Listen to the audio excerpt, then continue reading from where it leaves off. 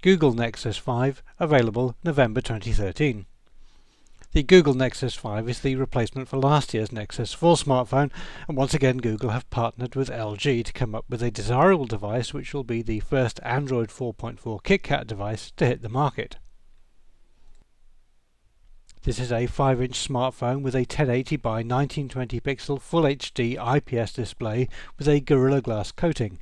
Inside is a quad-core 2.26 GHz processor with 2 GB of RAM and a dedicated graphics processor, and on the back is an 8 megapixel camera with optical image stabilization plus a 1.3 megapixel one on the front.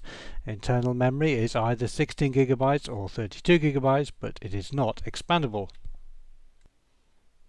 As you'd expect from a high-end smartphone these days, the Google Nexus 5 supports LTE and NFC, and it also supports wireless charging.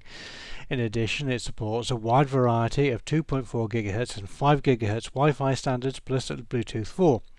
Output to an HDMI TV can be done by the built-in Slim port, which is standard in Nexus devices, rather than the more common MHL port.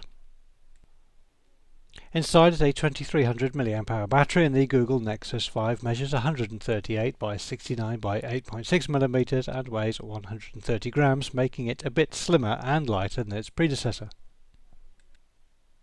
Android 4.4 contains a number of enhancements, including voice-activated OK Google Search and a useful caller ID system that looks up the identity of a calling business online when you receive the call.